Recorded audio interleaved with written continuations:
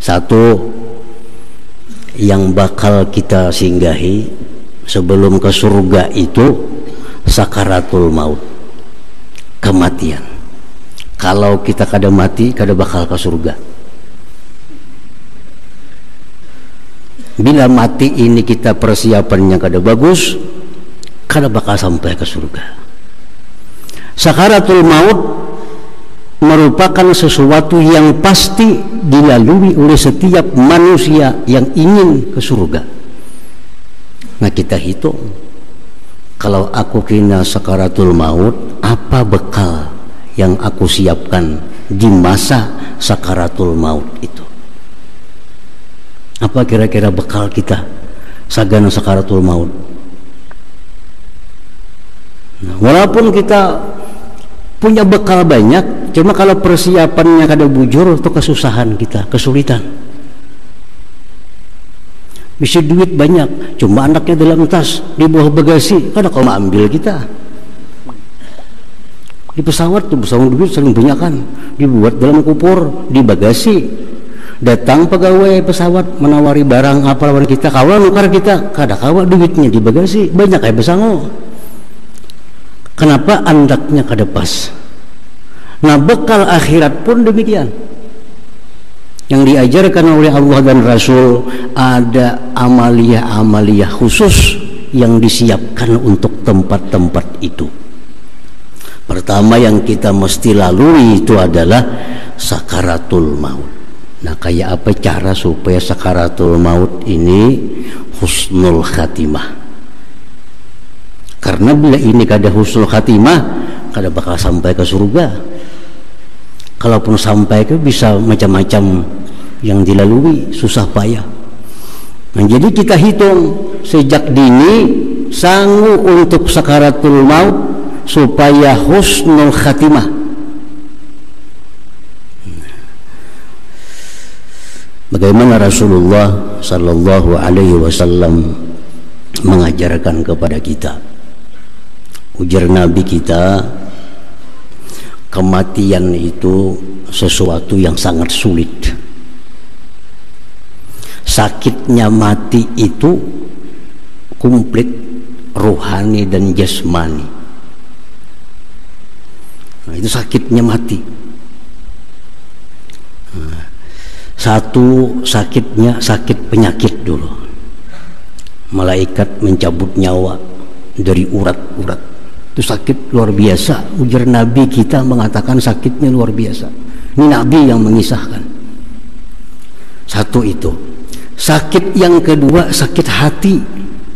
Apa sakit hati? Meninggalkan anak, meninggalkan laki, meninggalkan bini, meninggalkan kabun, bagi nambisi kabun, meninggalkan mobil, bakal bisa membisi mobil, meninggalkan gedung, membisi gedung. Sakitnya hati luar biasa. Kalau kita bisi gedung, gedung kita hilang sebuah, sakitlah hati, sakit.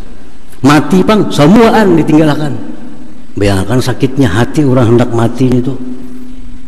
Apalagi rumahku negananya, kenapa aku mati, biniku kawin ke lain. Sakit bana hati mikirkan itu. Mana sudah penyakit di awak, tambah sakit hati, bakal meninggalkan orang-orang yang dicintai, meninggalkan hal-hal yang dicintai. Jadi sakitnya mati itu komplit sakitnya.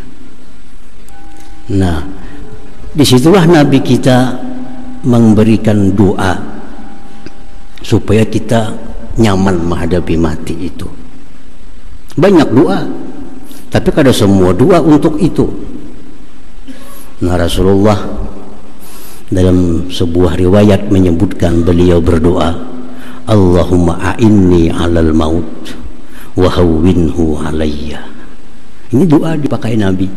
Allahumma a'inni 'alal maut, ya Allah tolonglah aku menghadapi kematian, wa hawwinhu 'alayya, dan mudahkan itu mati atasku. Ini doa dibaca Nabi. Allahumma a'inni, ya Allah tolong aku 'alal maut, menghadapi mati, wa hawwinhu 'alayya, mudahkan mati itu atasku. Nah, Kalau kita takutan menghadapi mati, baca doa nih. Kada takutan, kada baca, kada apa-apa. Mun asa takutan mati, baca doa nih. Allahumma a'inni 'alal maut wa hawwinhu 'alayya. Kada bisa bahasa Arab, bahasa Indonesia. Ya Allah, tolonglah aku menghadapi kematian dan mudahkan itu kematian atasku. Nah, itu doa. Yang kedua, menghadapi sakaratul maut itu, ujar Nabi kita, akhbarani Jibril, aku dikabarkan oleh Jibril, anna la ilaha illallah unsul muslim inda mautih, bahwa la ilaha illallah teman penghibur kita waktu kita mati. Jadi dua itu sekada-kadanya persiapan kita yang kita perhitungkan sejak sekarang untuk menghadapi sakaratul maut itu. Pertama doa, yang kedua perbanyak la ilaha illallah. Perbanyak la ilaha illallah. Supaya apa? Karena la ilaha illallah ini akan menjadi teman menghibur kita pada waktu sakaratul maut. Bini kada kau menghibur, laki kada kau menghibur, anak cucu kada kau menghibur lagi. Yang bisa menghibur kita waktu sakaratul maut hanya satu, la ilaha illallah. Nah, jadi kalau kita beramal la ilaha illallah berapa sehari, itu kan di waktu sakaratul maut dia akan muncul menjadi penghibur kita, penentram hati kita menghadapi malaikat maut itu. Nah, jadi ini bekal yang mesti kita siapkan untuk menghadapi kematian. Yang kedua yang mesti kita hadapi, mesti kita jumpai, fitnatul qabri, fitnah kubur. Kubur itu fitnah, kubur itu ujian.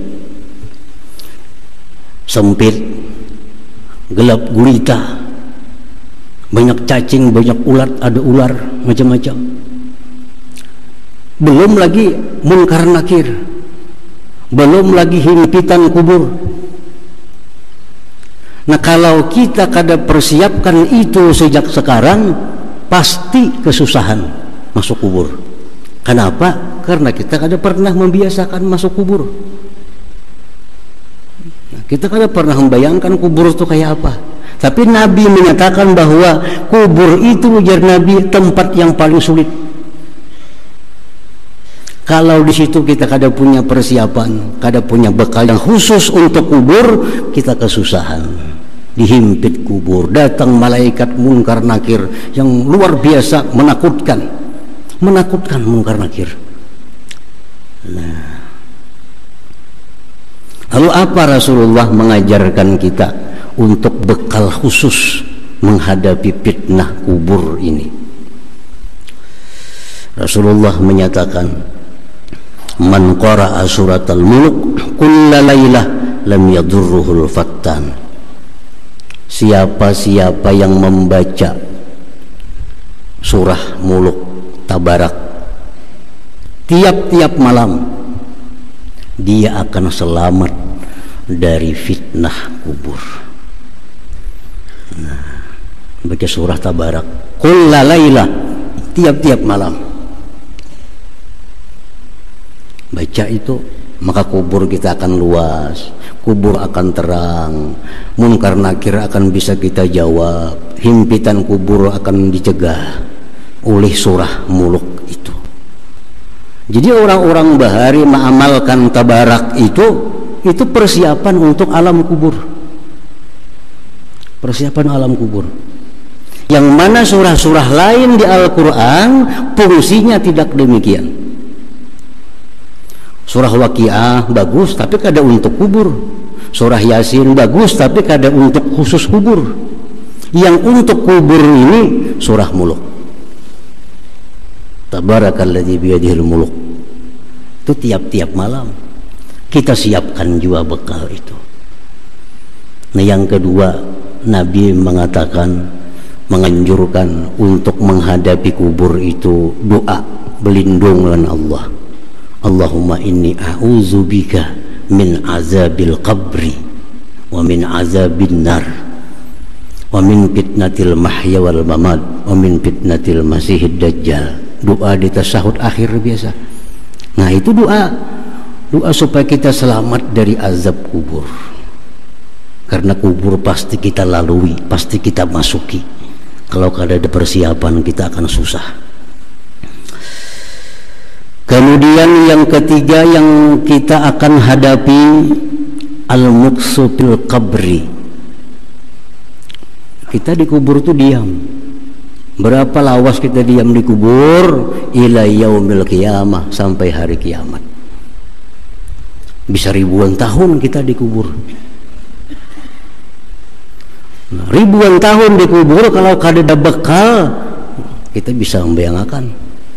Jangankan 1000 tahun kita kada ada bekal, seminggu aja kita kada ada bekal.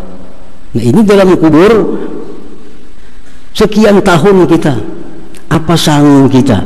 Itu mesti diihsa, mesti dihitung.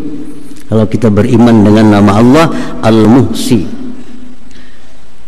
sembahyang kada kawal lagi di kubur, puasa kada kawal lagi di kubur, amaliyah kita di kubur putus. Nah Rasulullah mengajarkan, iza mata ibnu Adam in kata amaluhu illa min salas. Jadi Nabi bila mati manusia putus sudah amal, kada bisa berbuat apa-apa lagi. Kita dalam kubur membaca la ilaha illallah, kada jadi pahala lagi. Dalam kubur membaca salawat, kada jadi pahala lagi, karena bukan zamannya taklif. Di kubur itu bukan zamannya kita dibebani untuk sesuatu. Nah jadi dalam kubur itu putus sudah amal, kada bisa apa-apa kecuali 3 hal. Nah 3 hal nang kada putus terus mengalir ke dalam kubur, walaupun kita sudah meninggal terus datang dalam kubur.